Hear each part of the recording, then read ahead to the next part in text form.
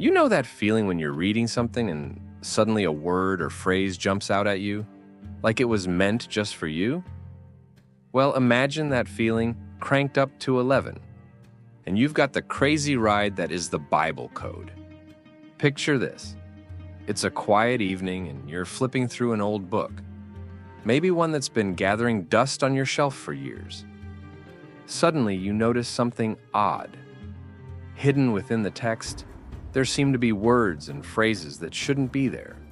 Predictions of future events, names of people who wouldn't be born for centuries, even details of technological marvels that didn't exist when the book was written. Sounds like the plot of a thriller novel, right? Well, believe it or not, this is exactly what some folks claim is happening with the Bible. Now, I know what you're thinking. Come on, really? The Bible predicting the future? I get it. I was skeptical too when I first heard about this. But hang on to your hats because we're about to take a deep dive into one of the most intriguing and controversial ideas out there, the Bible code. Let's start with the biggie, the moon landing. Yep, you heard that right. Some people believe that hidden in the ancient text of the Bible is a prediction of humanity's first steps on the lunar surface. It's like finding out your great-great-grandma's diary had a sketch of a smartphone. Here's the scoop. In the book of Genesis, there's a part where God tells Abraham to look up at the stars. Pretty standard stuff for the Bible, right? But here's where it gets wild. Using some fancy computer algorithms and a whole lot of patience, researchers claim they found the words spaceship, Apollo 11, and get this, the exact date, July 20th, 1969. Ring any bells? That's the day Neil Armstrong and Buzz Aldrin took that one small step for man, one giant leap for mankind. Now, before you start thinking this is just some random coincidence, like finding shapes in clouds, let me tell you, this is just the beginning. The folks who believe in the Bible code say they've found all sorts of predictions. We're talking assassinations, world wars, natural disasters, you name it. It's like the ultimate cosmic spoiler alert. But hold your horses, we're getting ahead of ourselves. Let's rewind a bit and talk about how this whole Bible code thing got started. It wasn't some guy in his basement with too much time on his hands, though I'm sure there are plenty of those too. This all kicked off with some serious brain power. Meet Eliyahu Rips, an Israeli mathematician. Now, I'm not talking about your high school math teacher who got excited about quadratic equations.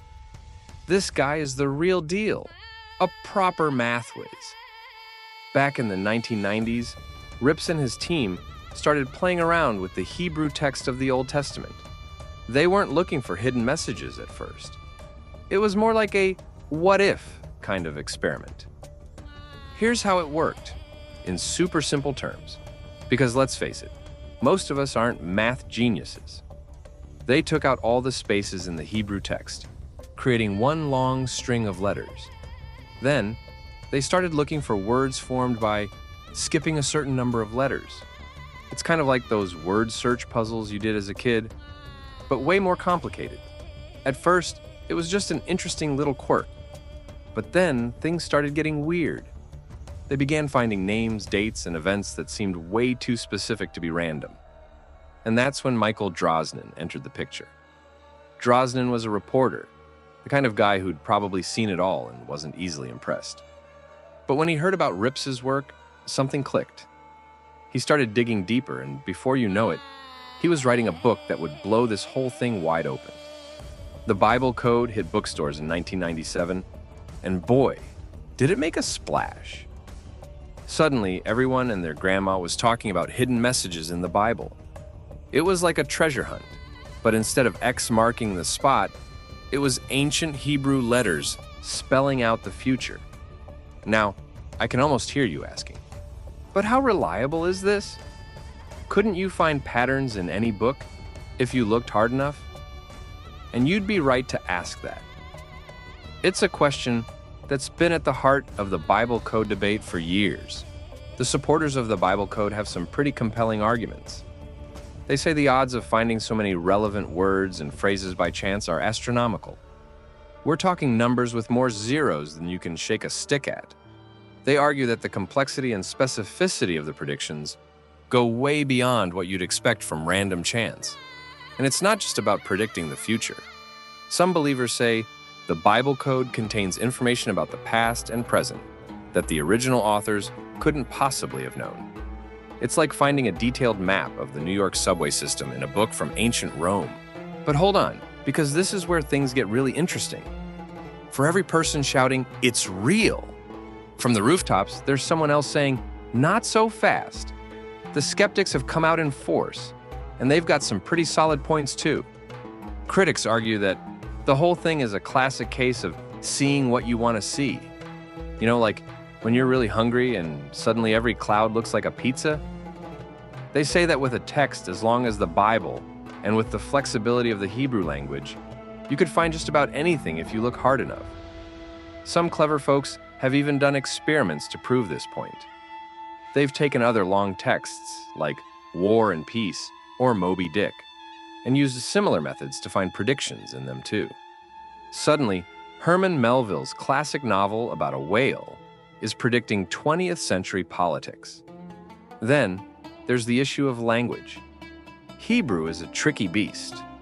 In its ancient form, it didn't have vowels. That means there's a lot of wiggle room in how you interpret the letters. It's like trying to guess a word in Wheel of Fortune with half the letters missing.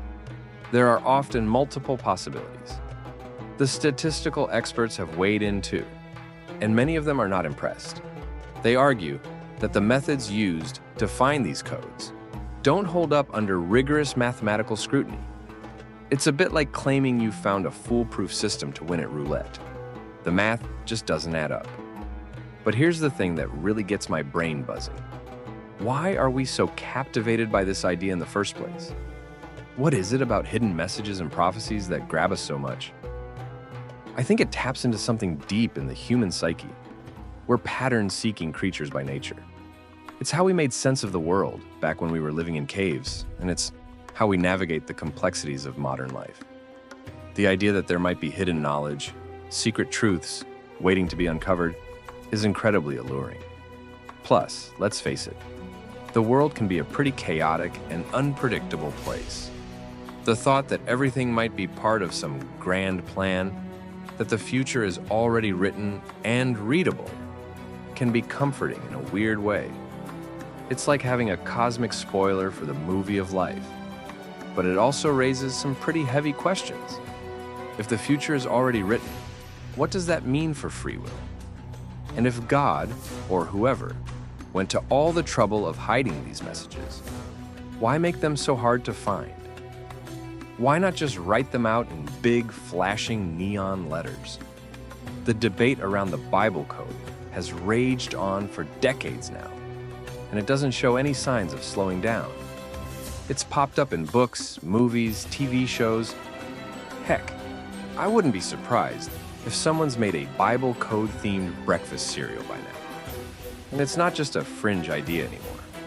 While most mainstream scientists and religious scholars are skeptical, the concept has seeped into popular culture in a big way. It's become one of those things that people love to argue about at dinner parties, along with politics and whether pineapple belongs on pizza. What's really interesting is how the Bible code idea has evolved in the age of the internet and social media. Now, anyone with a computer and some time on their hands can try their hand at uncovering hidden messages. There are websites, forums, and YouTube channels dedicated to exploring and debating the Bible code. This democratization of the search has led to some, shall we say, creative interpretations. You've got people claiming they've found predictions about everything from the next big tech breakthrough to the winner of the Super Bowl. It's like a cosmic game of Mad Libs. But jokes aside, the ongoing fascination with the Bible code raises some serious questions about how we interpret ancient texts in the modern world. It's a collision of faith, science, technology, and good old-fashioned human curiosity. On one hand, you've got people who see the Bible code as proof of divine authorship, a hidden layer of meaning that confirms their faith. On the other, you've got skeptics who view it as a cautionary tale about the dangers of seeing patterns where none exist. And somewhere in the middle, you've got a whole bunch of folks who are just captivated by the possibility, even if they're not fully convinced. It's like buying a lottery ticket. You know the odds are against you, but there's still that little thrill of, what if? So, where does this leave us? After all this digging into hidden messages and lunar landing predictions, are we any closer to knowing the truth? Well, here's my take. Whether or not you believe in the Bible code, it's hard to deny that it's a captivating concept. It's got all the elements of a great mystery: ancient texts, modern technology, the promise of hidden knowledge. It's like the Da Vinci Code meets A Beautiful Mind, with a dash of 2001, a space odyssey thrown in for good measure. But more than that, I think the Bible code phenomenon says something interesting about us as humans. It shows how desperately we want to find meaning and order in the chaos of the universe. We're like detectives, constantly looking for clues about our place in the grand scheme of things, and you know what? Maybe that search is valuable in itself, regardless of whether we ever crack the code, if there even is one. It pushes us to look at old things in new ways, to question our assumptions, to exercise our minds and our imaginations. So the next time you're flipping through an old book, or staring up at the stars, or even just reading the back of your cereal box, take a moment to wonder, what hidden messages might be lurking there? What secrets of the universe are waiting to be uncovered? Who knows? Maybe the next great discovery is hiding in plain sight, just waiting for someone to look at it from the right angle. And hey, if you do stumble upon a prediction of the next moon landing, or better yet, the winning lottery numbers, be sure to let me know. Until then, keep your eyes open, your mind curious, and remember, sometimes the most incredible discoveries come from asking, what if?